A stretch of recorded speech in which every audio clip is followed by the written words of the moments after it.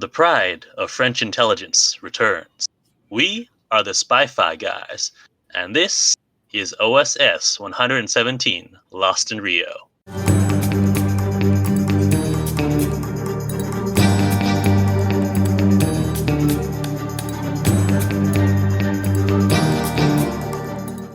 Welcome to the Spy-Fi guys, where we cover spy facts, spy fiction, and everything in between. I'm Christian. And I'm Zach. And welcome back to our Swinging 60s Spy Summer. All this summer, we'll be breaking with our usual formula to cover exclusively fictional spy movies and TV shows made or set during the golden age of spy cinema, the 1960s. So grab your go-go boots and put on your ascot. It's time to get groovy. And today we have more guest stars for your enjoyment. Yes, we've got our, what I like to call our cousins from the Commonwealth. We've got Scott and Cam from SpyHards. Hey, thanks for having us. Hello there. Thanks for having us aboard. And today we're covering OSS 117, or is it 117? 117. He always corrects them when they call him in French. Hold on. First of all, either you speak French? No, I should, but I don't. My wife speaks French pretty conversationally, so she was picking up on some of the in-jokes in there, so she told me some of them. This whole movie is in French and it's subtitled, except for when the scummy American guy talks sometimes. Right. That's right. And something I wanted to say before we watch this movie is I was going to say it's super not family friendly. But then I thought about about it, and I was like, there's a little bit of blood, but there's not a lot of swearing. And there's just a lot of nudity. So let me update my statement and saying if you're an uptight American like us, it's not family friendly. But if you're French, I bet it's great for everybody of any age group. And we just lost our French audience. Whatever, they know I'm accurate. I've seen a bunch of French movies, and by a bunch I mean like 4, and every one of them has boobs in it. I think it must be a law there that every movie has to have them. Even when they made National Lampoon's European Vacation, they worked those in. Like as soon as anything goes European, they're like green light, green light, green light. Wasn't that the whole hook of Euro Trip? Was pretty much. Oh, I forgot about Euro Trip. There's a blast from the past. Yeah, that's Scott's favorite movie. Oh, right, because you don't know. There you go. There we go. Sorry, I'm sure you've probably heard it tons of time when that movie came out. So the hook of this movie is that it's made in 2009, but it's designed to look like it was made in the 60s. Mm-hmm. And I think it really succeeds in that. Oh, yeah. Actually, my wife, when we were watching this, she was like, this is in 1967? They seem pretty self-aware about how, sexist and racist they are. I was like, oh, no, it was made in 2009. Mm-hmm. Yeah, in terms of the style, I loved all the split screen stuff. It definitely gave me those feels of sort of like the, Thomas Crown Affair, for example, from the 60s with Steve McQueen, which is a fantastic movie as well. Mm-hmm. Oh, yeah.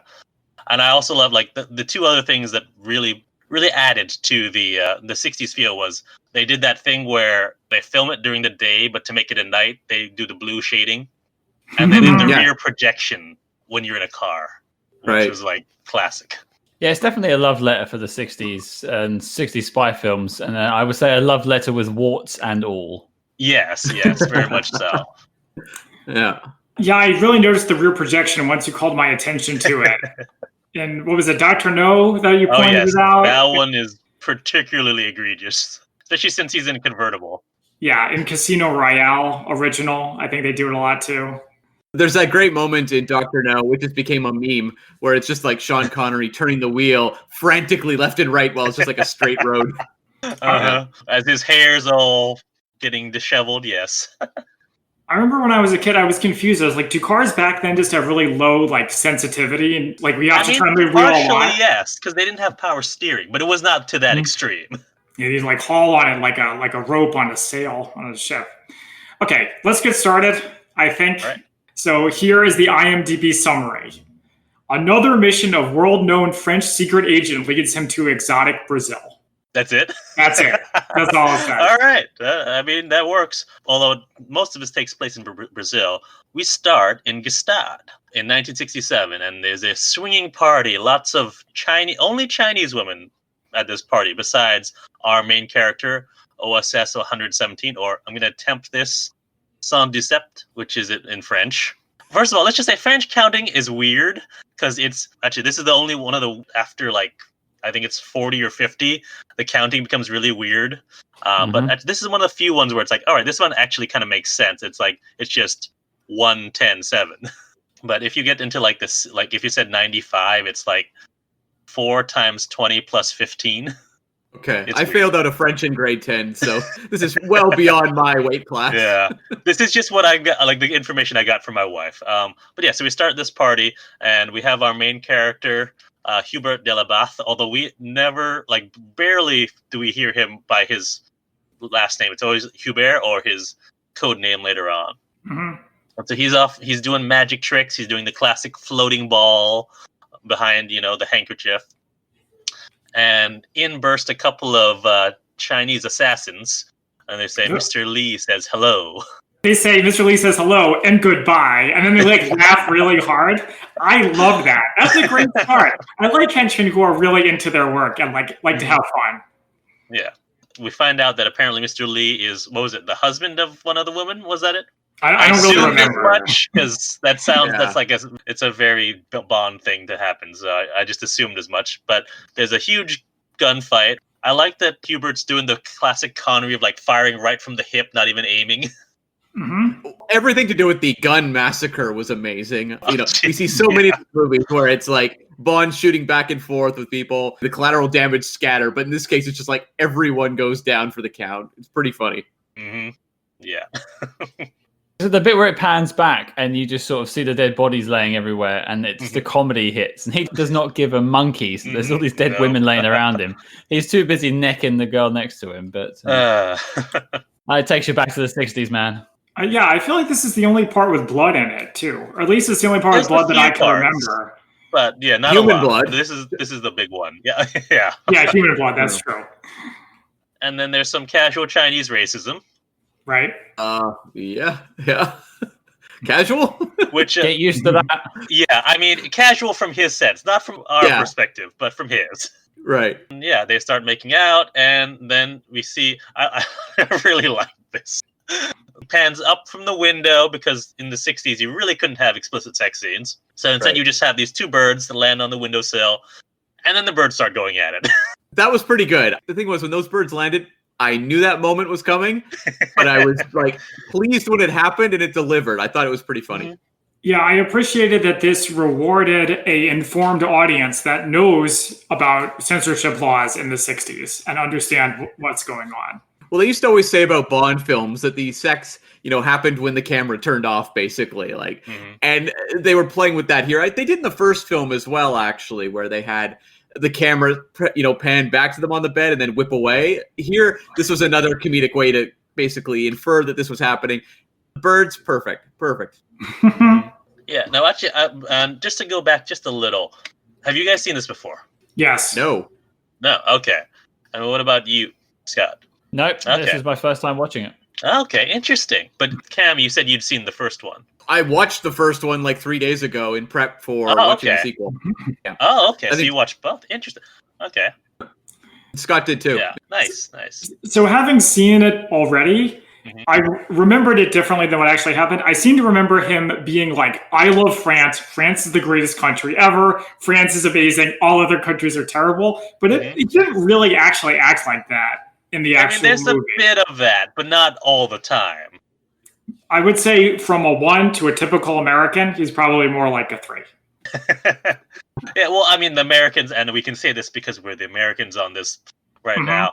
Yeah, no, your average American is going to be even just at the 7 by default. So, yeah, fair enough. Well, I had this whole rant in mind that I was like, if you're going to be like super, like my country's amazing and my country's the greatest, why would you be from France? Like, I mean, like, look, not to like go after France too hard, but this is only in the 60s. They surrendered in World War II only 20 years earlier. And before that, they have a legacy of like colonialism, conquering Europe. So like, what's there to brag about? I mean, not to be serious for a second, but to be fair, they had just recovered from World War II. They got their independence back and they were trying to get their identity back after it had been sort of pillaged by the Nazis. In terms of the 50s and 60s, France went through quite its sort of a second renaissance in a way. So it's like overcompensation a little bit. A little bit, yeah. There was a lot of stuff about like de Gaulle's France, and this is France under de Gaulle, which I didn't really have the background to understand. So maybe that's in Spy Fact vs. Fiction later. Stay tuned. I will say I did appreciate that because this is a French film, everyone, for the most part, is speaking in French, just as if it was an American or British film. No matter where they go, everyone would be speaking English. So I like the reversal on that. Yeah, I like that too. I also noticed that. All right, so we move on into our story. We go to the Department of External Archives and Counter Intel, which is where Hubert works. There's a bit where he's talking to all his other coworkers, and they're just, I think the joke is just that they're naming all these people, and we'll never see any of them. Yeah, I didn't understand what the joke was supposed to be here. They just keep throwing out these names. I didn't get it. All very stereotypically French names. There's also a bit where one of his colleagues is working on plans for a duck-shaped paddle boat, which may or may not come back later. Right. Yes, that was a good setup. Yeah, it pays off later. I just thought they were sort of leaning on the Ipcris file a little bit with that, with the sort of monotony of paperwork and working in an office and the sort of reality of being a spy. But I didn't get the jokes or the name stuff, though, to be fair. Yeah. That can often happen with foreign films, is that the humor doesn't translate. Yeah. I was very pleased that a lot of the humor did translate, even though I don't speak French. But actually, it's been interesting because like there's some translations and some jokes where my wife would say like, oh, wait, I want to hear what they're actually saying because that's not a phrase in French. So I'm wondering what they said instead. It was hard for her to like read that and then hear something else. Yeah. Not to throw us off track for a second, but while I was watching the first film and my subtitles didn't work. Oh. And I do speak a little bit of French, God. so I was actually like kind of understanding what was going on. But like I thought maybe the joke was they didn't give you subtitles for a little bit. You had to kind of like that was the joke, and then I was like, it's 10 minutes in now, it hasn't come on. What's going on? So I had to find a different copy in the end. It turns out there were subtitles the whole way through. So that's hilarious. Yeah, I like that a lot. Like the first one to me felt like their Dr. No take, even though it was the 50s. This felt like their like On Her Majesties. This felt like the George Lazenby film. And I will have something to say about that a bit later in terms of the fashion. Yeah, of course. So we find out that he's got a new mission. He's going to go after Professor von Zimmel, who's a Nazi scientist. He's blackmailing France because they've got a lit microfilm with a list of French collaborators. So his mission is not to steal them back, but actually just to go to Rio and buy a list for 5,000 francs or 50,000 francs. And his cover is as a reporter, Noël Flantier. Yes, the reporter who's writing a story on Brazil. Very broad topic. So he flies to Rio, and I like this. There are people watching him at the airport. There's the two guys watching him. There's a woman in a trench coat that probably has a built-in bra into it because her like cleavage is up to her neck. And an American in a suit. I had a question about the main character's alter ego name. Did that mean something that I missed? Like, because he kind of complains about the code name, and I'm like, does this mean something to a French audience that I am completely missing? Don't know. Nothing from what my wife would tell me, but she only speaks French, and she lived in France for a year, but she's not actually French, so she doesn't always have all of the historical context behind it. Sure. So maybe, but I'm not really sure. It definitely seemed like he didn't like the name, though. The only thing I can think of is that Noel means Christmas. And so maybe this is like a Christmas Jones joke. Yeah, I'm not sure. It did jump out, though, just like having a character really complain about it. I'm like, well, this must mean something. Like, is there a rhyming scheme here that I'm missing because of the language? I don't know. Hubert takes a taxi to his hotel, and he's talking to the driver. I'm pretty sure the only word in Portuguese that he knows is obrigado. Because he says it like 3 times. It means thank you. Oh, okay. And to be fair, that's the only word that I know, but I'm not an international super spy that I can say. So the taxi driver takes him the wrong way, pulls a gun on him, says that Hubert killed his brother in Gstaad. They make fun of the Chinese-French accent. Oh, so relevant to us, yeah. But didn't they do this in Dr. No, by the way, the evil taxi driver? It was very much, Yeah, the escort driver, who's taking them there. That's pretty much ripped completely out of Dr. No, yeah. And did you also notice this assassin was left-handed? He held his gun in his left hand. I did not notice that. It's because he's evil. Ort. As he's got him at gunpoint, Hubert is saved by an American agent, Bill Tremendous. Bill Tremendous. What a name. That's amazing. I did not remember that at all from previous viewing. I love how stereotypically American he was. He's like, all right, this is a French person's impression of an American. And yeah, all right, I can see it. I definitely can see it. He just needed a cheeseburger or something like that in his hands. It was almost there. Yes. He was pretty amazing. I like the idea of taking a Felix Leiter character and somehow making him even more cartoonish than Jack Wade. Oh, yeah. I thought you were going to say Jack Lord for a second. I was like, you take that back. But no, I can see. Yeah. I just liked all the swearing. It's like, I can tell what I'm being made fun of. This is it. Yeah. Bill swears a lot and he insults him in English and then laughs. It's unclear what level of English that Hubert speaks. Because at times it just seems like he's just laughing because Bill's laughing. Other times it seems like he understands them. Not sure. I didn't get the sense he understood him very well. Bill drops Hubert back at the hotel. Hubert checks out the pool, and there's all these women watching him. And he's going up to the diving board to go for a big dive. And as he does, he has a flashback to his youth, maybe? Some time ago, when he was apparently a part of a trapeze act. He has notably more hair in the flashback. It's true. So he's younger. Yeah, but he looks exactly the same. This was giving me flashbacks to the Robin origin story here. Yeah, I was going to say, he's like the Grayson. Yeah, he's like the flying Grayson family there.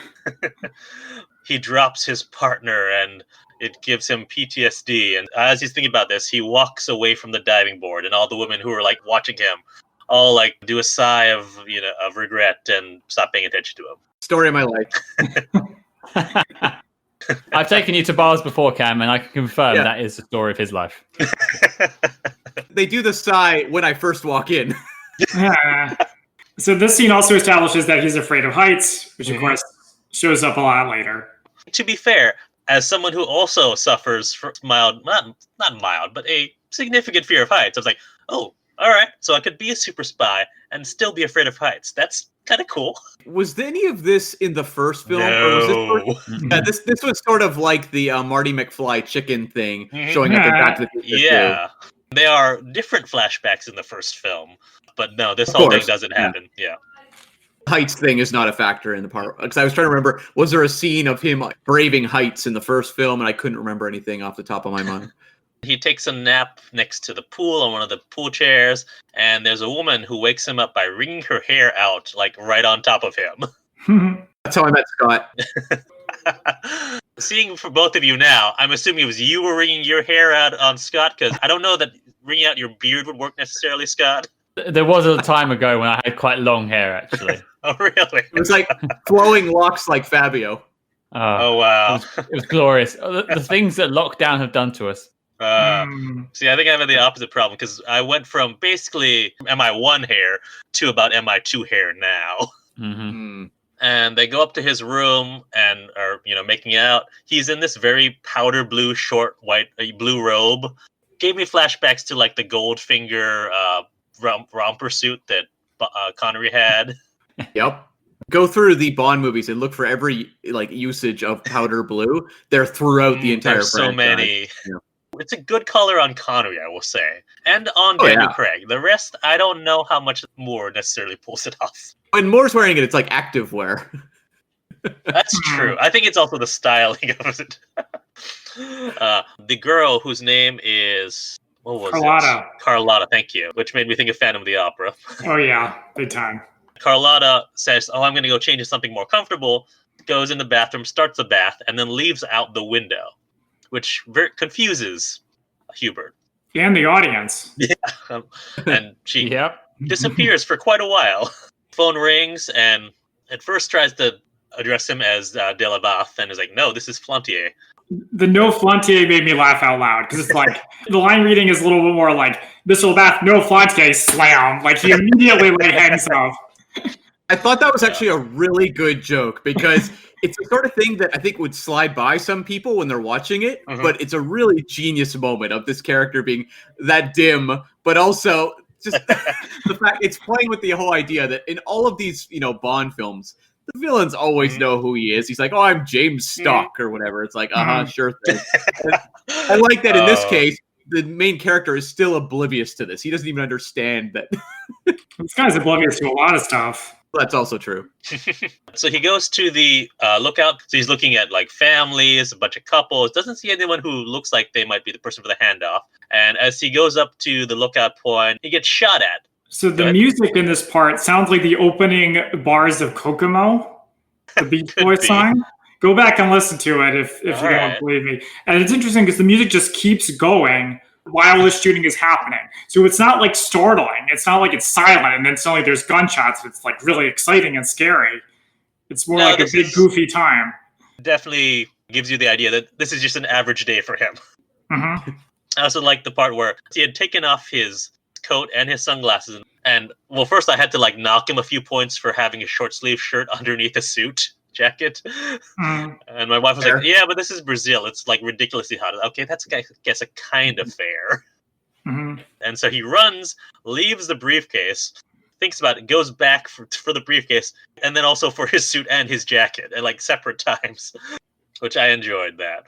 Eventually he escapes, and this is something like in Night and Day that I pointed out, where movies have this thing where as long as you're moving faster than a walk, no one can hit you with guns, no matter how highly trained they are or professional they are, which of course leads to a thing where it's like guns really aren't that dangerous, which is not the case. Right. Obviously not true. They can always hit a railing, though. For some reason, they can always nail a railing. That's true. So the shooters are in luchador masks, which maybe that just makes it hard to see for them. That's why they can't shoot that well. Sure. Let's go with that. Anyway, so a car drives up to Hubert, says, "Get in."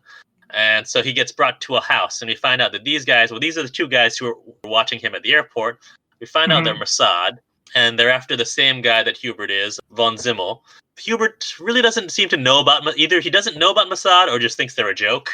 Well, I'm of the opinion that this character really doesn't care that much about any other intelligence service. Like, in his mind, the OSS is the premier, the only one that really matters. Yeah, it's like them and their enemies. Yeah.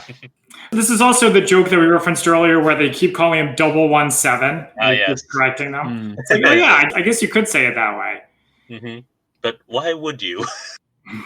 We also get a bunch of casual Jewish stereotypes.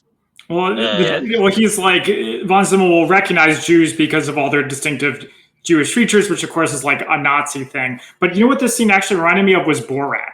This is like a total Borat thing. How he keeps talking and they just kind of stare at him. I thought of Borat a lot watching this movie because the original film, it doesn't have this sort of emphasis on racial humor. Then when I'm watching the sequel, I'm thinking like, well, what happened between 2006 and 2009? And it's like Borat hits in 2006 and is a big deal. When does Bruno 2008 maybe? I don't know. I never watched Bruno. I didn't watch it, yeah. Okay. It's probably a couple years later, but I feel like the Borat influence was alive and well in this sequel. I can definitely see that, yeah. I started to get a little bit uncomfortable with the racism. I texted Cam and made that comparison to Borat earlier, funnily enough. But I said at least Borat played it in a way where it was taking the mickey out of people who were racist, whereas this film almost felt like it was slightly leaning into the racism. It wants the racism to underline that 117 is an idiot, but it's also structuring the racism as punchlines that are going to make an audience laugh. That's the problem. Yeah, I can see that, definitely. So there are other characters who are racist, and the joke is that they're stupid because racism is stupid, but doesn't really come off in this movie. Right. So it's a little strange. And also, he never really gets his comeuppance for his jingoism and so on. So I wasn't sure how to feel about it. Maybe the audience can decide how they feel. Watch the movie for yourself and see. It was weird because often case, when Scott and I tackle spy movies on our podcast, we run into issues where we have real conversations. Like, how do we talk about this movie now? Right. For example, True Lies, a lot of the gender stuff doesn't hold up great 20 plus years later. But in this case, this is a movie a little over 10 years old. So I was really scratching my head like, boy, is this like more of a regional thing that I'm just like kind of not quite vibing with? I don't know. It was very strange. Yeah, that's an interesting point about the regional thing. It might be, but I know that this did play not just for French audiences, but a wider European and also American audiences. So I don't know. Yeah. So something else this reminded me of was Austin Powers, which we covered recently. So Austin Powers is also a spy from the 60s, and the joke is that he is out of touch with modern sensibilities. And I think they're kind of going for the same thing here, where this guy is an old soul, where his attitudes towards women as well as racial minorities are out of touch, and he is supposed to look like a rube. But I kind of feel like he's more likable than Austin Powers. You guys can feel free to listen to our Austin Powers and see what you thought, how well that translated to 2021. I'm not sure where I was going with that. Yeah. Well, no, I think that's interesting to bring up Austin Powers. And I think that one I'm more lenient on because he literally is an old dude. He's been frozen for quite a period of time versus this is a guy who's saying all this stuff in front of his contemporaries who are all looking at him like he's weird. It's like, okay, it's more of a commentary on this specific character in his own time. I don't really. That's true. There's parts of it that I found kind of strange. That's a good point. I was shown that like Austin has a bit of a heart of gold. Yes. I don't want to make a gold member joke. Yeah, but Hubert just seems to be this like ultimate, like he would never admit he was wrong, more or less. Right. Yeah, I definitely see that too. It's not like at the end of the movie, he's like, you know what? I was wrong. Jews are okay. And so are Asians too. That doesn't happen.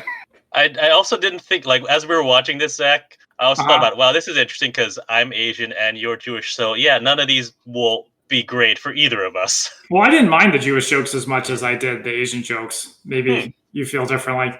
I mean, I was uncomfortable with all of them. There you go. Yeah. But, throw in the sexist ones, too. Yeah. Those aren't great. Yeah. But at least for those, it seems like he gets more of a comeuppance later on. Mm-hmm. I have a bit of a problem with the homophobic stuff, but there you go. Oh, true. Yeah. Yeah. Yeah, that rubbed me the wrong way. Yeah. So this movie's just an equal opportunity offender, I guess. It's just it's offending all of us one way or another. There's no anti-Canadian jokes, otherwise Cam would have just like not even been on the show. That's right.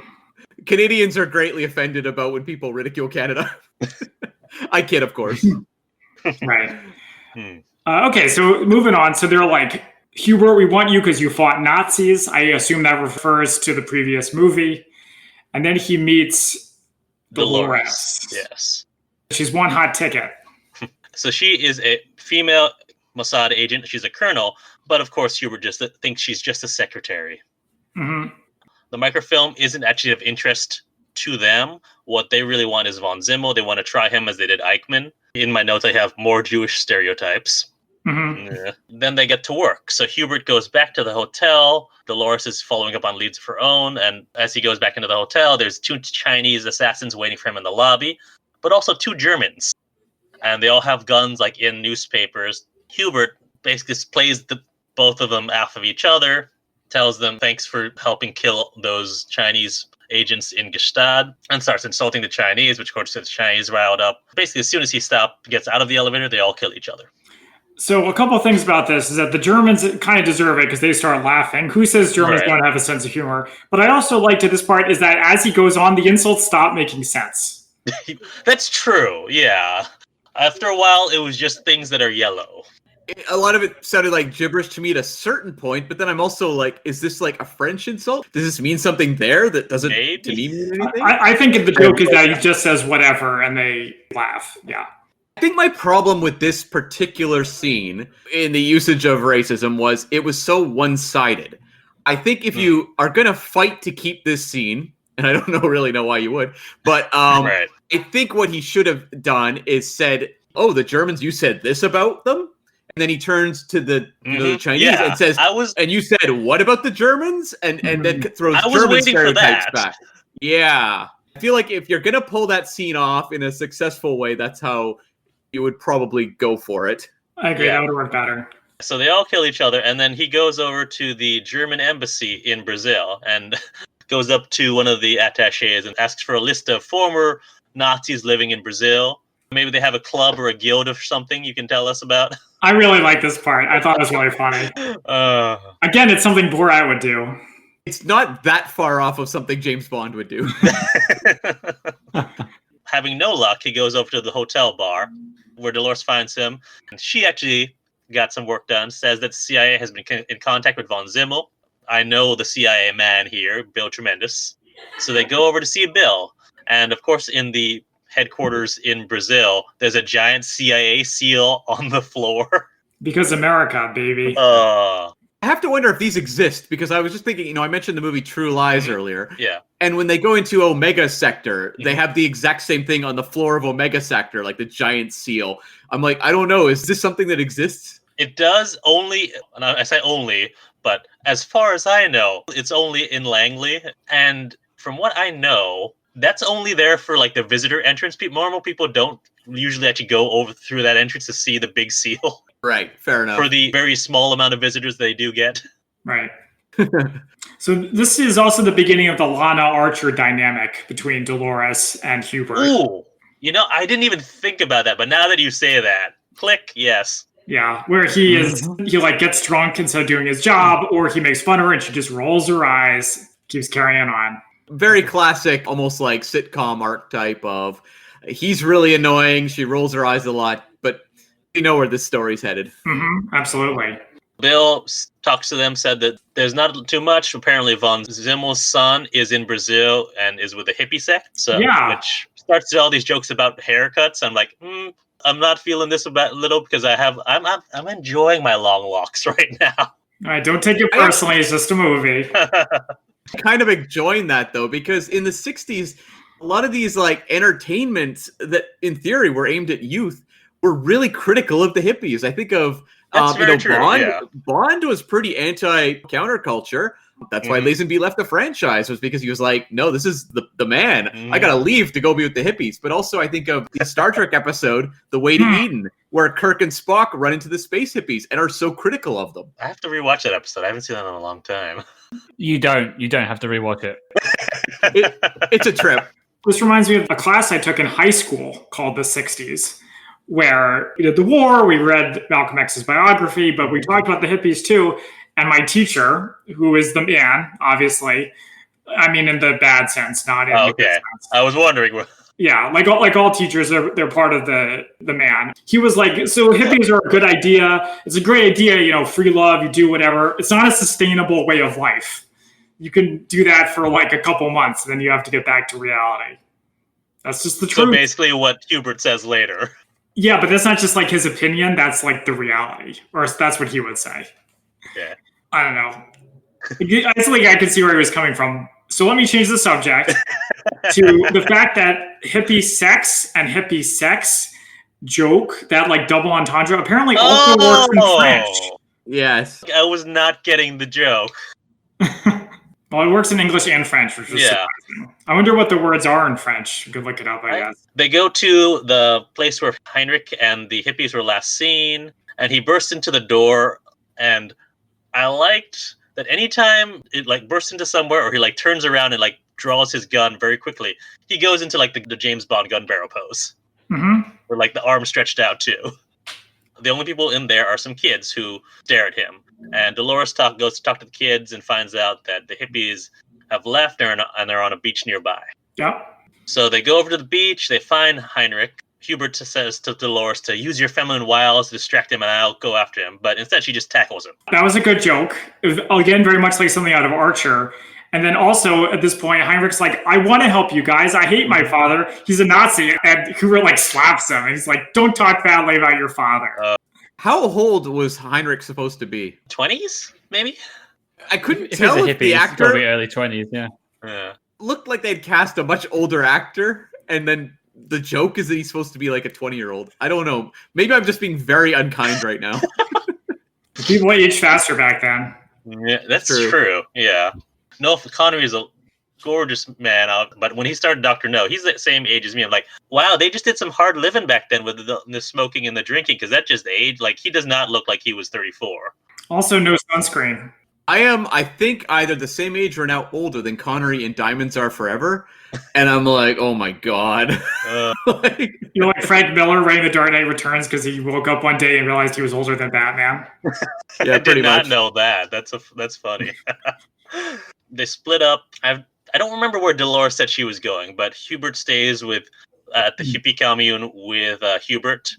And he's talking to all the hippies. This is also when we start to get that family unfriendly nudity that I was talking about. Yeah. It comes fast and furious. He takes some LSD, but it doesn't kick in until a little bit later. So he's talking around the campfire with the hippies, and he says that thing about how it's not sustainable and how they need haircuts. And there's a mention of like, what about next year? What is 1968 is going to be the year of the youth? Ha! I'm like, 1968, a lot of things happened in 1968. Was that the Summer of Love? Should I look it up? 69, isn't it? I think 69, but 68 is when we had some riots. We had MLK assassinated, as well as Robert Kennedy. Oh. Yeah, not a great year. The Summer of Love was 1967. Yeah, so is that year? Okay, that makes sense with all the hippies then. Hi, Spy-Fi fans. We have a promotion for you. This is not an ad.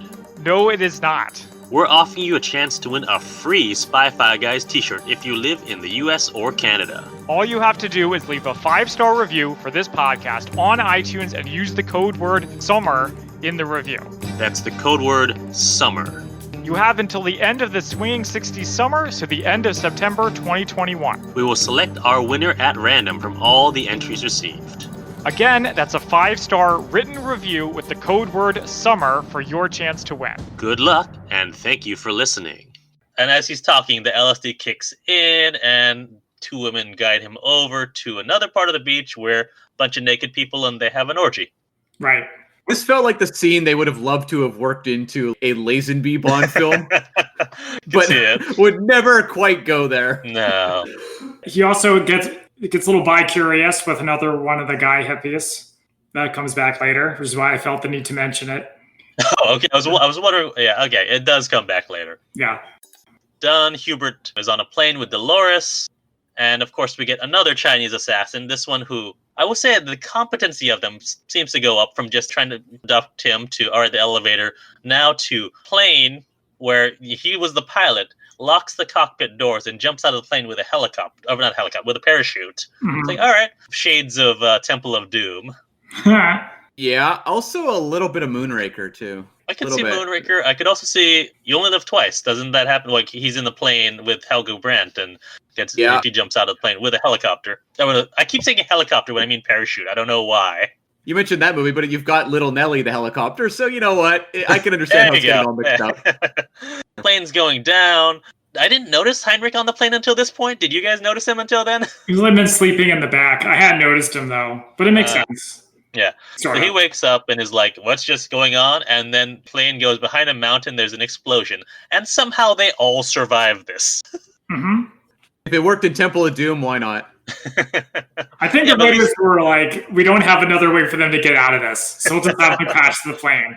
They didn't have a life preserver or a lifeboat handy so they could try the Temple of Doom thing. So Dolores was like wondering, why do the Chinese keep attacking? And Hubert tries to distract them by saying, oh, wasn't it the Chinese who worked with the Nazis? No, that's the Japanese. Oh, never mind then. I don't know. It's so bad. Speaking of confusing people, later he confuses Jews and Muslims. That I thought was pretty funny. Oh, that's right. That's right, yeah. They're wandering around the jungle trying to find their way back to civilization. Dolores thanks Hubert for saving them. And Hubert makes this big, long speech about not wanting a long-term commitment, despite that Dolores has shown no interest in one. And he's very confused by this. Mm-hmm. And this is where we get one of a few times where he gets shut down by Dolores, and she's like, your views about anyone, basically, are best kept to yourself. Yeah, that was a good burn. Also around this part is interesting team dynamics shift, where it's Heinrich and Dolores start to be a unit, and he's literally out in the cold. Yeah. And so they come to this crocodile river. Heinrich decides he's going to go for a dip and takes off all his clothes. But as he's going, a crocodile attacks, and Hubert shoots it. And I liked how somehow he shot it so that it turned over, like it went belly up, and he shot it in its belly somehow. Well, he's that good a shot. That's the thing. There you go. Yeah, I guess it's like a fish. When a fish turns belly up when it dies, it's like a crocodile does the same thing. Sure. And Hubert tells Dolores to cook the crocodile, which, she refuses and gets offended by. And so she and Heinrich go off to gather some fruits, while Hubert is trying in vain to cook the crocodile. And I actually really enjoyed this, as he's struggling and he gets all the blood all over him, and he's trying to get the guts out of the crocodile by just going in with his hand like all the way up to his shoulder. Somehow gets it on a spit. I thought Jean Dujardin was really funny in this sequence. Mm-hmm. It's a really good physical comedy. I agree. I loved how much they played up the blood, where he's like wiping the back of his face with the back of his hand, just smearing blood everywhere, and just how unappealing it is. Mm-hmm. Like he's like ripping the guts out through the mouth. No one would want to eat after this. He's just like so confused. How come this isn't cooking? Why is this not cooking? Yeah, then it would take about 3 days to cook. Yeah, right. Yeah. Dolores tries to offer him the fruit, and he's like, no, this will take time to cook, but once it does, it'll be delicious. And just being really stubborn. It's because he's a man, and men eat meat. They don't eat berries. The next day, they're in Brasilia. We unfortunately don't get to see it, but we find out that they crossed the river from a paddle boat that Hubert made from the plans that he saw earlier. But he's mad at Dolores because, she wouldn't let him carve the duck head. I thought that was actually pretty funny. Like, that was a fun way to pay off that joke at the start, but also to deprive the audience of actually seeing the duck boat in action. I thought that was funny. Well, you do. We'll save that for later. Also, somehow his suit is like completely fine despite all the blood. That's very Bond, isn't it? He just finds another suit. Yeah. Heinrich called his father's partner, says that his father is throwing a costume party, and so they're going to sneak in. So they meet back all in costumes. So Dolores got a maid's uniform and is using that as costume. Hubert is in a full Robin Hood costume, which he apparently sewed in that time. Yeah. And Heinrich is in a Nazi uniform. Mm-hmm. And as they're leaving, the luchador assassins are watching them. I also like the joke here where Dolores is pretty mad at Heinrich about his Nazi costume, and Hubert says it's because she's Jewish. Like, only Jewish people wouldn't want to see somebody dressed up like an SS colonel on the streets of Brazil. Yeah. I did appreciate his Errol Flynn Robin Hood costume, though. Like, that takes commitment. It was great, and I like he had his, I assume he would like eyeliner or makeup or something. He had a very pencil-thin mustache drawn in. I like that. But anyway, so they drive to the party. Yeah, this is one of the times where they do that thing where they color shift it so that blue, so that even though it's filmed in the day, it's night. But it's very obvious. Right. Yep. There's some clear swastikas right on the gate of the castle. So that we know this is where this is going. Lots of people are dressed up in Nazi uniforms. Hubert says, maybe they just went to the same costume shop that Heinrich went to. I was like, sure. Well, it's not just a lot of people, it's everybody. Everyone besides them. Yeah, including a black guy, which was interesting. I saw that. It's like there's a few different black people in Nazi uniforms, which was like, all right, maybe they're Afro-Latino in Brazil, but still Nazi uniforms. When I saw the black guys in Nazi uniforms, that's when I thought maybe it is actually a costume party. Because they wouldn't be in the Nazi party. So I was like, okay, maybe it is a misdirect. And then obviously it is a bunch of Nazis. So strange choice. Maybe it's like when you're on the run in Brazil, you take who you can get. Maybe. Numbers are dwindling. We'll let some people in. We'll relax the restrictions a little bit. Yeah. Von Zimmel calls out Noel Flantier and then says, who was also known as OSS 117. And that's what he is like, wait, they know. We find out that Heinrich was tricking them this whole time. He had a wig on. I'm not clear if the wig was only part of the costume or if there was a wig the whole time. I think it was a wig the whole time. Yeah. Good thing you didn't actually go in the water. Right. Von Zimmel is still on stage making a speech about how this is going to be our new Reich. It's going to be great. And then Hubert's like, the Fourth Reich? You got to be kidding me. Is it? Von Zimmel's like, no, the Fourth Reich, that's a joke. That's failed so many times. This will be new. This will be great. Even better than that. This will be the Fifth Reich. Yeah, just skip a Reich. That'll work. And then Hubert tries to make this big inspirational speech complete with like inspirational sounding music. And it's like, what if the Fifth Reich were the Reich of love? I did like the Reich of love. I thought that was pretty funny. But of course, they all laugh at him. Mm-hmm. So Hubert and Dolores are brought over to the office, and they're looking around. All right, how do we get out of this? And he sees a vent and sees a ladder conveniently underneath the vent. And he's like about to act when Von Zimmel arrives early with his entourage. I didn't understand that. It wasn't particularly funny. It's Which part? The fact that they arrived early? Yeah, it's like let's just keep it moving. Come on, let's keep the momentum going here. I appreciate it because it's that Bond trope of, all right, put you in somewhere where you can easily escape from later on. Yeah, you think of like Dr. No, which we referenced earlier. They put him in like the prison cell with the escapable grate in the ceiling. I like that they're setting it up that 117 can escape from this scenario, but then they pull the rug out from under you that, oh no, it's only been about 30 seconds. I liked it. I appreciated it. Yeah, it's a good quick joke. Yeah, I think you guys are trying to convince me, and I would say I also like that the idiot's like, put them somewhere, I'll deal with them later. Actually, I'll deal with them right now. Never mind. It's like a Mel Brooks thing. Also, Carlotta arrives, Nazi attire. I almost forgot about her, actually. So I was like, oh yeah, that's right, she's a character. Kind of. So they tie Hubert up on like a medical bed, and they're going to cut him open. Apparently, he's had the microfilm as well as a different microfilm inside him the whole time. And apparently, he doesn't remember because of a serum that causes short-term memory loss. I like this joke, though, the flashback of basically the exact same conversation when he got that implanted into him. Yeah, that was kind of funny, but I'm not sure it justified the twist. I thought him having stuff sewed into him was kind of stupid.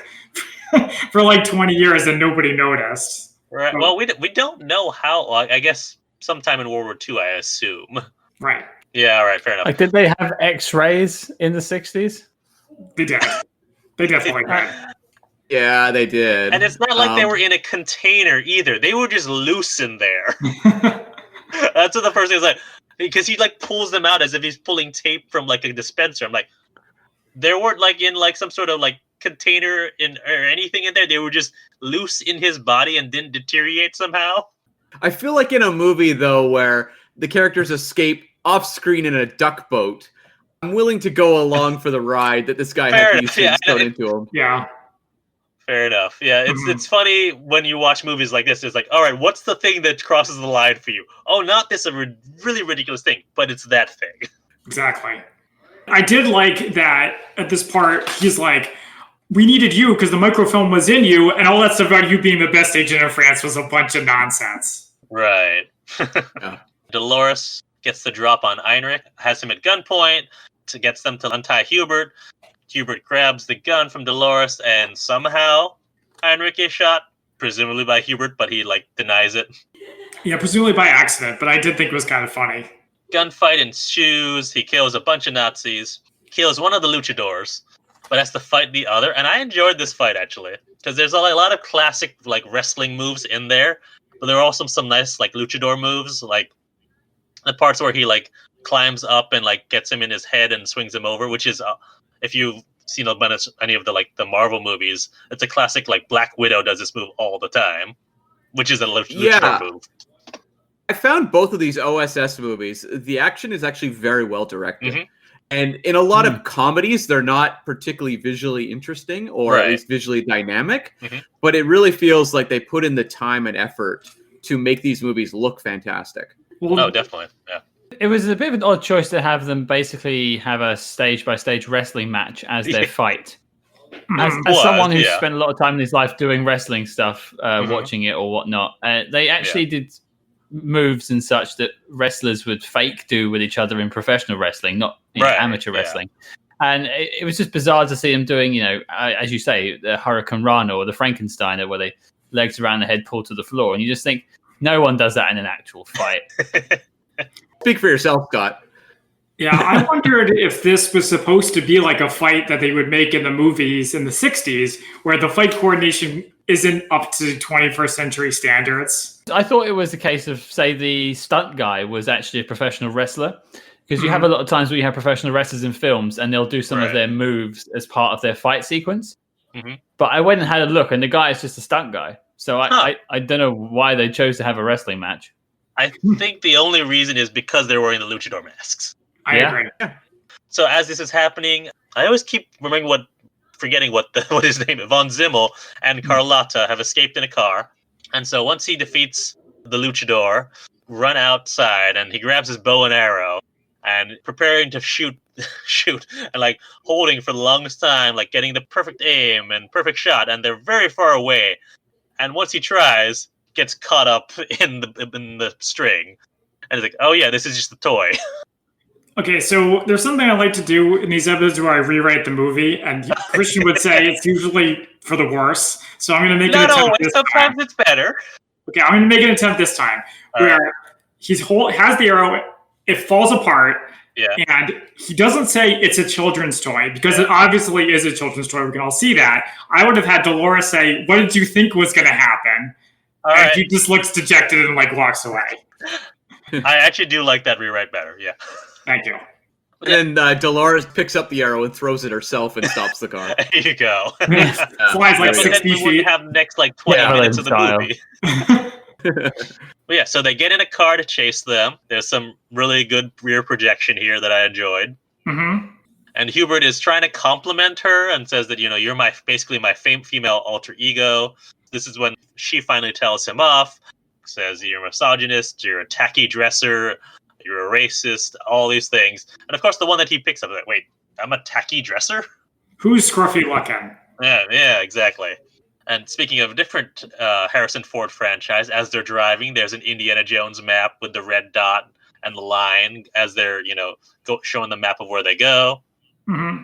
The car that they're chasing runs out of gas, and Dolores goes after Carlotta, who's gone one direction.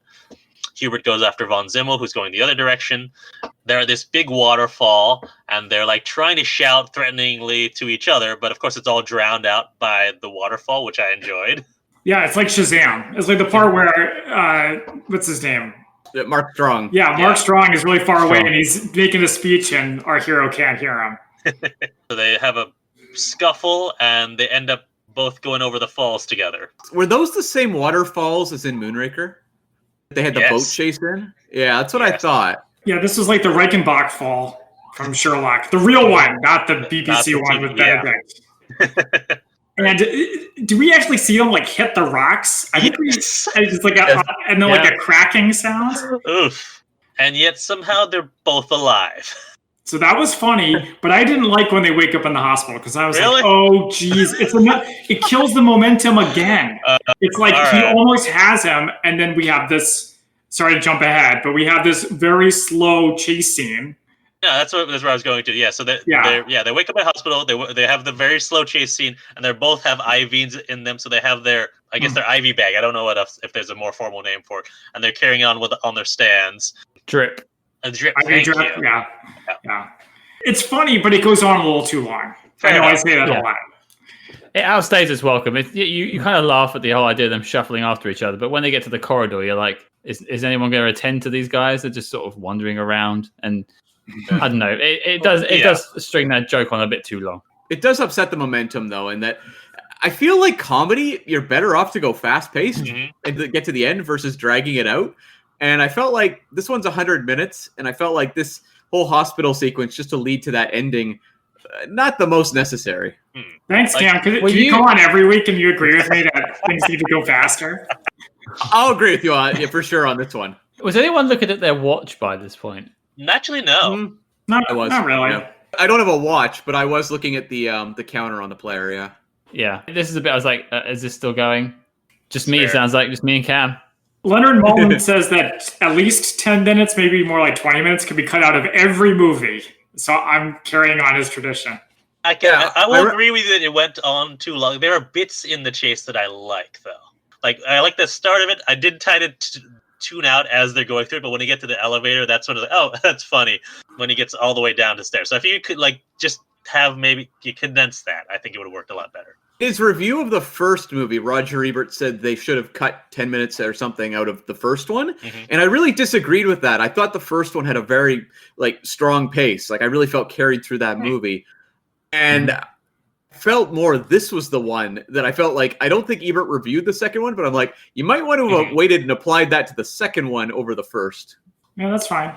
So Von Zimmel escapes in a car. Hubert is helped out because he falls over. This I didn't need him getting hit in the head twice with the elevator doors. Once was good. Twice was too much. Yep. Right. And he's helped up by a nurse. He's asking about his outfit. Oh, your green Robin Hood outfit? Well, we destroyed that because it was ruined. Okay. Do you have any spare clothes? The old gardener has some spare clothes, but it may not be your style. Of course, he changes into it, and it's a beautiful-looking tuxedo with a very George Lazenby frilly shirt front. Yeah, it's like the puffy shirt from Seinfeld. It's so frilly. Very good gag. I actually really enjoyed the whole old gardener's clothes, and that's what you get. Well, the timing was really good. It may not be your style. Boom, there it is. Yeah. Exactly. Like you said, it was fast-paced, and it worked, yeah. And I think we wanted fast after that chase. Yep. And then there's some spy stuff that you'll appreciate. He does the whole Scrabble thing on a notepad to get the indentation of what was written before. But it's just this drawing of a swastika. This is a good attempt. Yeah. Wasn't it like I Heart Nazis or something? Oh, wasn't that? I only saw the swastika. I didn't see that. Oh, jeez. Well, that's also notable because he does that whole scratch thing. And this movie, we'll get into it in a minute, has a whole North by Northwest section. That's what Cary Grant does, that scratch technique in North by Northwest. Right. Yeah.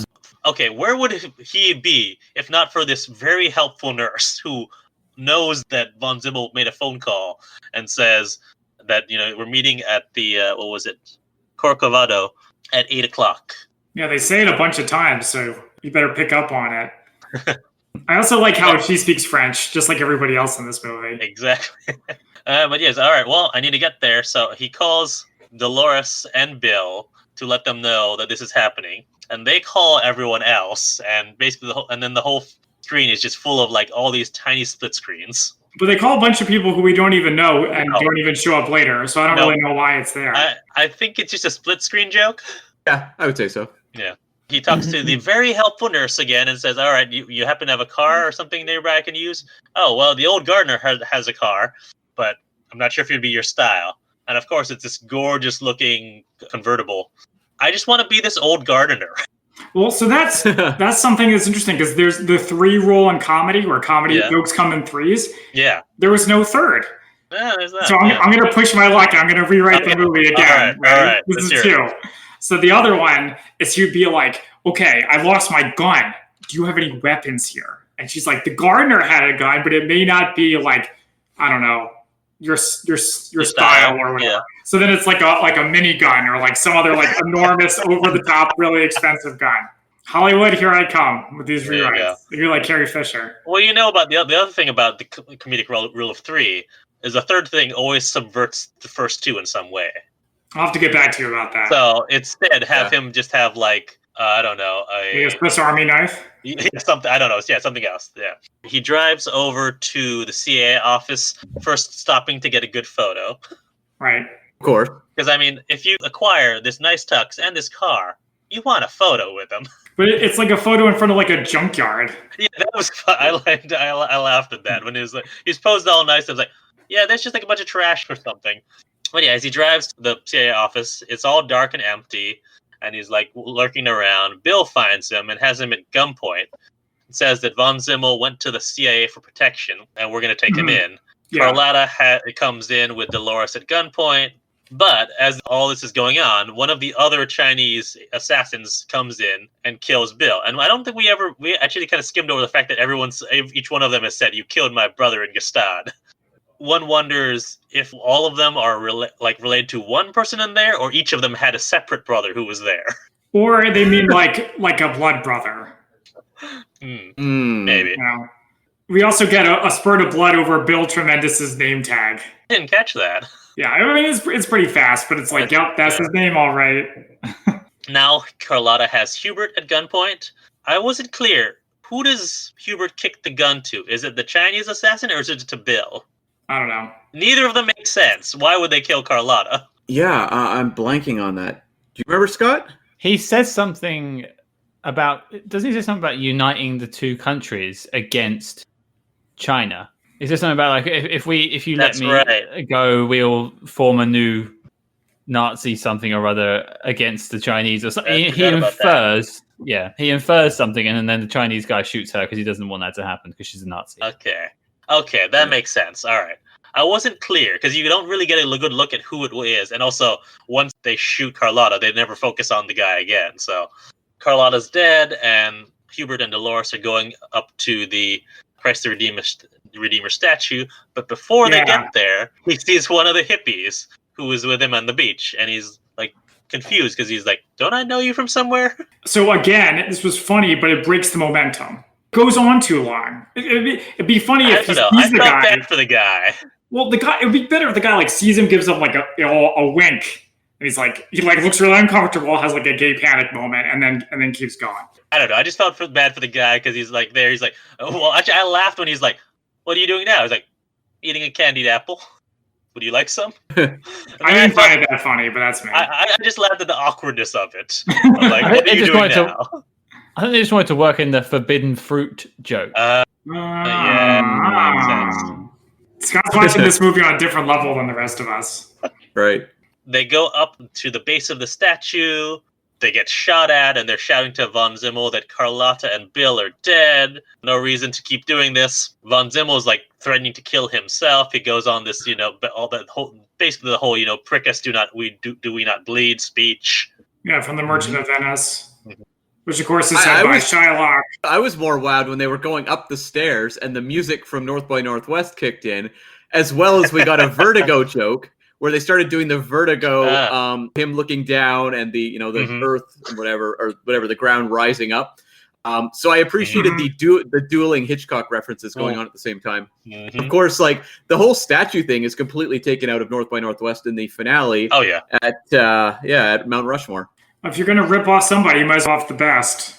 Right. Mm-hmm. Yeah. And they even have the moment where he has Zimmel's hand, and then it cuts him pulling the girl up, just like the end of North by Northwest. I thought that was really brilliant. I forgot about that in North by Northwest. Yeah. It's a good smash cut. It was a great transition, yeah. Well, we kind of skipped past where he finally overcomes his vertigo. I think we all saw it coming. We get another flashback to the trapeze accident. Although it's not like I was wondering if there was going to be, you'd see a little bit more of it and not just this exact same footage. But no, it's the same footage and no more. Right. Yeah, same.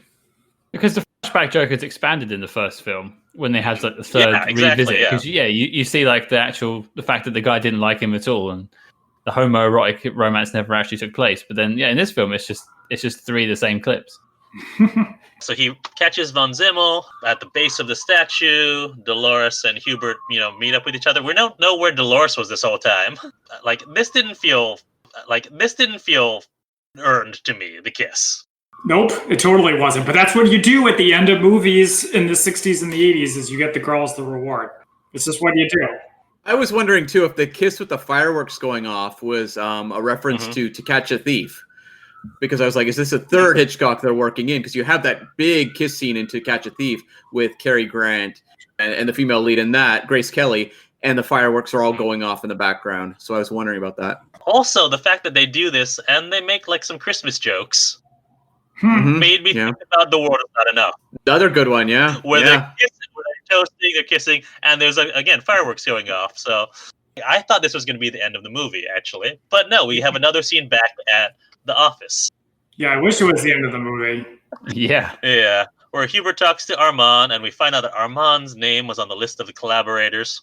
And he brushes this under the rug. Yeah. I thought it was going to be like a Quentin Tarantino where he's like, your name was on that list.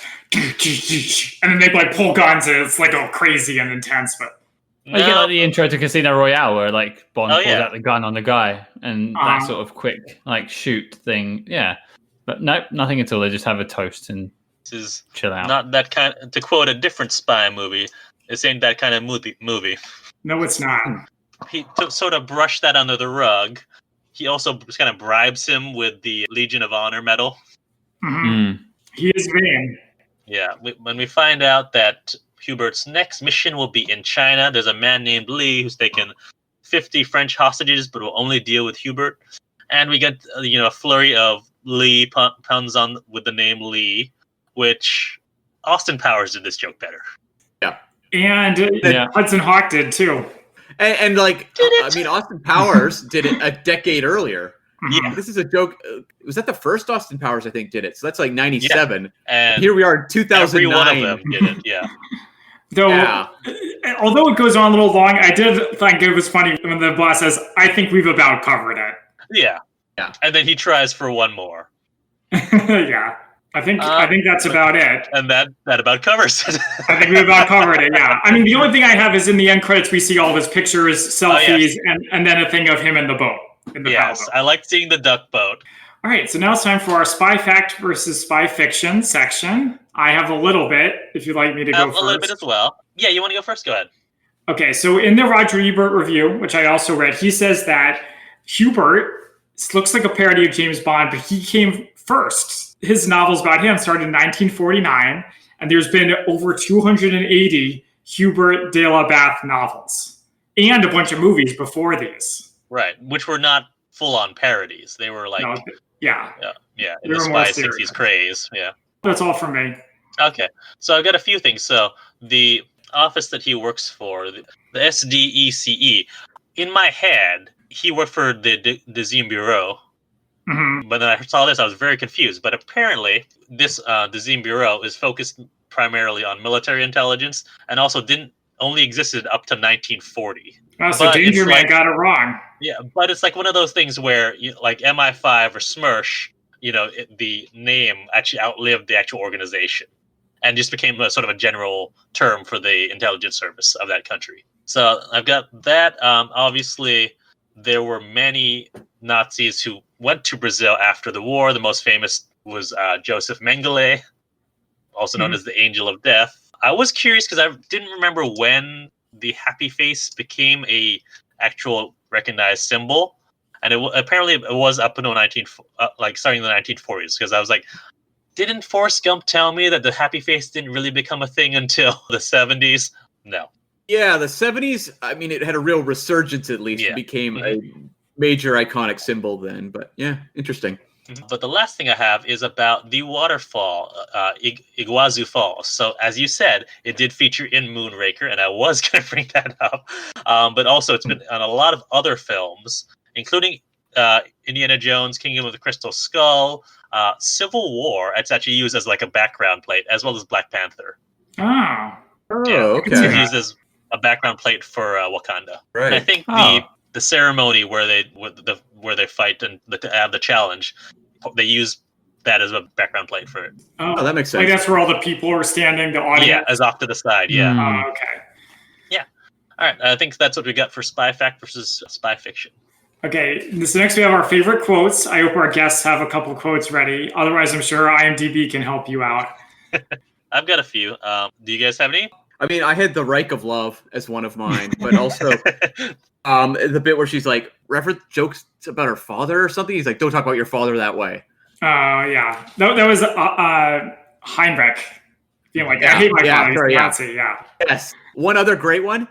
I am an adventure. I am an adventure. I thought that was like a cool line. It'd be cool if it was in English. Sorry. I hate to say it. All right, Scott, how about you? The only thing that springs to mind for some reason is the scene where he's talking to the guy after taking the LSD, and he's saying something like, I like what's going on here. But out of context, a finger in the buttocks can be, I just want to be clear. And everyone's like, yeah, it's okay. I was like, this is such a weird scene. Like, you need to clear that stuff up. Yeah. I want to watch the whole movie again, but they're in English, but with French accents. I don't want to put the French accent on this. Oh, man. Yeah, I'm surprised that's actually the first fake French accent that's come out. I was sure that I was going to come out with one at some point, because I have made various terrible accents, actually both of us have, throughout the history of this podcast. Wait, are you saying my French accent was bad? No, I think yours was great. Mine's much worse. And I knew better than to attempt one. All right, well, I've got a few, and you know what? Just for funsies, I'm going to try doing a French accent while I'm saying them. Okay. Sooner or later, reality will cut the hair. See, mine's just over the top and ridiculous. Or, let's see. No, that was the only one that I think is short enough that I could actually try it. My other ones are too long for me to even try. Next time you change the world, watch out for crocodiles. This is good life advice. Yeah. My favorite was each of us must conquer our fears. Yours is Nazis. Mine is trapeze. Oh, okay. Wait, I'm sorry. I'm going to push my luck even further and try to rewrite that too. Okay, sorry. All right. I thought it would have been funny at that part where he's like, look, we're all afraid of stuff. You're afraid of Nazis. I'm afraid of trapeze. And she's like, I'm not afraid of Nazis. And he just kind of stares at her. Doesn't know what to do. Because, I don't understand where that was coming from. She didn't seem afraid of Nazis in the movie. She didn't. I think you're on the track of where the joke was supposed to be. And you're right, it didn't necessarily land on that part, but I just like the fact that it seems out of nowhere to her, the trapeze thing. That's true. Because he never mentions it ever to anyone, except somehow Von Zimmel knows about it. He has his ways. I thought a line that was kind of cool, and that could show you a French line, is where he says, Von Zimmel, for France, hand over the microfilm, and for Israel, turn yourself in. I thought that was kind of a cool line. And then from the part where Scott was talking about after the hippies, he's like, I took some RSVP and had a good time. That, of course, reminds me of Star Trek, when he takes a little too much LDS. Right, which I love the fact that the abbreviation for Lower Decks is LDS. All right, so now it is time for our ratings on a scale of 1 to 10 martinis. 1 being a horrible spy movie, 10 being a great, amazing, everything you could ever hope for. How would you guys rate OSS 117, Lost in Rio? All right, as our guests, why don't you guys go first? Yeah, I'll go. I'm going to rate it a 4. It made me laugh at times. It had some interesting scenes, but I feel like it was probably about 20 minutes too long. The racism and some of the other bigotry really got under my skin, unfortunately. And I've watched films that are far older than this that are also far more racist than this, but for some reason it felt like making this choice in 2009 was just a bad move. Right. And I just feel like it was inferior in almost every way to the first film. Interesting. And maybe it's been a while since I've seen the first film, and I've seen this one more recently. So I'm wondering what I'll think of it when we go back to it. Yeah, I gave it a 5, and so not too far off of Scott. And for me, I could still really enjoy the world building of this film. The technique behind it. I think Michelle Hazanavicius does a really good job creating the vibe of a swinging 60s spy movie. So I was pulled into all that. I think Jean Dujardin is still incredible, but I think for me, this one didn't have the charm of the first one. In the first one, I legitimately really enjoyed the main character. I found him fun to watch, and him being an idiot was somehow lovable. Whereas I found in this one, they were turning him into just a full-on jerk, which it didn't really vibe as much. I still enjoyed bits, the Robin Hood costume, the crocodile, a lot of the elements we've talked about throughout this episode. But yeah, like Scott, I found the racism was not funny and just got really weird to the point where I was really questioning, how is this a 2009 movie? And it just felt more grating in terms of the comedy. I don't know, it was weird. It just felt like a sequel that almost didn't understand the charms of the first movie. Interesting. I'm wondering what you would have thought if you'd only seen this one and not seen both. Racism criticism would definitely still apply. That's obviously the movie that would still be there. But I'm wondering about, what would you say about the charms of it? If you would be even more harsh or less? I don't know. That would be an interesting thought. But obviously, we don't have time travel, so we can't necessarily. Yeah, I would have very different expectations of the lead character, obviously, going in for the first time with this movie versus watching the first one first. All right, I'll go next. I will also give it a 5 out of 10. I thought it was enjoyable, but it didn't really kind of stand out. I think maybe I would have enjoyed it less or more if I hadn't seen the first one, so I don't really have anything to compare it to. It's closer to a 6 than a 4. That's all I have to say about it. I would recommend it to people. It being in a foreign language made me feel cultured when I watched it. So I'm going to rate it just a little bit higher. I'm going to go 5.5. I'm almost on that 6 level because I really appreciated how in the 60s it all looked and felt. There's the fact that, to the point where, my wife actually did think it was made in 1967. But yes, obviously all of the racism and all the other problems, they tried to have it both ways. They were shine a light on it, but also make it the butt of the joke too. And it didn't work. So giving it like the overall feel, the sound, the music, costuming was all great. Like I would have rated this a lot higher if not for all those things. I know that if you're into for more of this style, but with less of all of that, there's a great Netflix show called A Very Secret Service, or I forget what it's called in French because it's got a different French title, which is not a direct translation, which I thought that there were some of the same people involved, but I can't remember actually who. But it is set in the 60s, and it's about someone who's entering the Secret Service there. And it's really, really good. And things like maybe your boss was a collaborator are not just brushed under the rug as a joke, because it have a lot more time with it. So I would say if you maybe were on the fence about this film, but are looking for something that gives you that 60s spy vibe and has the good world building and style, check that out. Well, thank you all for joining us. Thank you to the SpyHards. Is there anything you guys would like to plug before we sign off? Well, we're the SpyHards Podcast. We have a movie podcast basically every Tuesday. We tackle the best and worst of spy cinema, basically to decipher if these films make the knock list. I'll let Cam describe the knock list for you. Yeah, the knock list is the need to see official classics of the SpyHards canon. So basically what we're doing is trying to curate the ultimate list of spy films. And so every week we tackle a different movie and we talk about its merits. Sometimes good movies don't make it on. So a lot of the conversation is, does this movie belong on the list and why not? And so, there's been, I think, a little bit of controversy we've stoked with a couple exclusions and maybe some inclusions as well. So yeah, check it out. It's generally, just a film discussion, but there is that little quirk to it. Yeah, so you can find us everywhere, basically, at SpyHards, SpyHards, Facebook, Twitter, Instagram, all the podcast apps. Just search for SpyHards. And we certainly will be doing that. Thank you for joining us. And as for us, you can find us on social media at the Spy-Fi Guys under Facebook, Twitter, and Instagram. Until next time, I'm Zach. And I'm Christian. And we are the Spy-Fi Guys signing off. Thank you for listening. If you enjoyed our podcast, please be sure to rate and review us on iTunes. The theme music is by Jer Fitzgerald and Big Man Joe. Media reviewed by our podcast are the intellectual property of their respective copyright holders, and no infringement is intended. This is a personal podcast. Any views, statements, or opinions expressed in this podcast are personal and belong solely to the participants. They do not represent those of people, institutions, or organizations that the participants may or may not be associated with in a professional or personal capacity unless explicitly stated. Any views or opinions are not intended to malign any religion, ethnic group, club, organization, company, or individual. You can find our podcast on social media at the Spy-Fi Guys on Facebook, Twitter, and Instagram.